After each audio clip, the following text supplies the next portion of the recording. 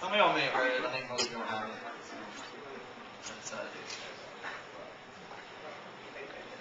I am a voice. I have no choice but to make some noise for Christ inside of me. You see, if you won't speak, how do you think your mountain's going to move? It's up to you.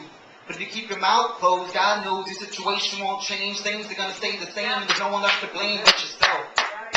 So to speak, y'all, like Ezekiel spoke to dry bones, you speak to broken homes and lost sons and daughters without fathers, giving up everything they have, searching for the love from a dad they never had, so sad, only to wake up with messed up makeup and a broken heart still, because you didn't feel the love, just a whole lot of lust, can't trust yourself anymore, pick up your lost innocence and find a ride home, still alone with nowhere else to go, your so-called friends not around and nowhere to be found. Well, I know someone who never let you down. Why don't you try Christ? Why don't you try Christ like you try drugs?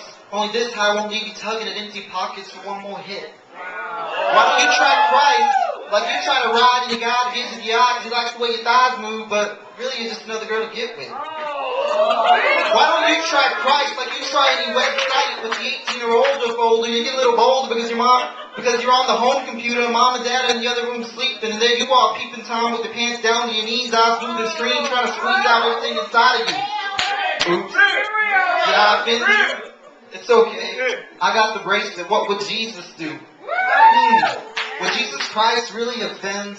Or would he do everything you want him to do for the sake of making friends? Last I checked, he was reckoning the temple because instead of a house of prayer and worship, they're selling guns, knives, doves, and hey, a porn shop. Last I checked, he was healing people on the Sabbath day while the disciples broke off heads of grain, and hey, there goes that lame man walking, and that dumb guy, he's talking now. Why are these sinners stalking him?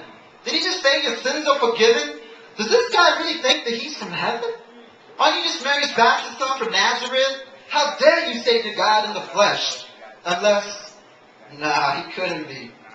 You see, Jesus Christ lived to offend, but only to bring truth, and that's what I present to you. While the Sadducees and Pharisees claimed heresy, they failed to see that he was really the Messiah. Came to life only to die a criminal's death, because he never met anyone's expectations. Hope of all nations, died for the lost, nailed to the cross on that hill called Golgotha.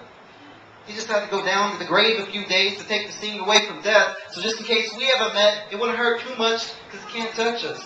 Because on the third day, he rose from the grave and took his place on the heavenly throne with a king's crown instead of that crown of thorns. And that's where I'm going to go. And I'm going real soon, and you can go too if you lay down your life and lose it. Why don't you try Christ? Because he paid the price. So after you die, you might have eternal life. Why don't you try Christ?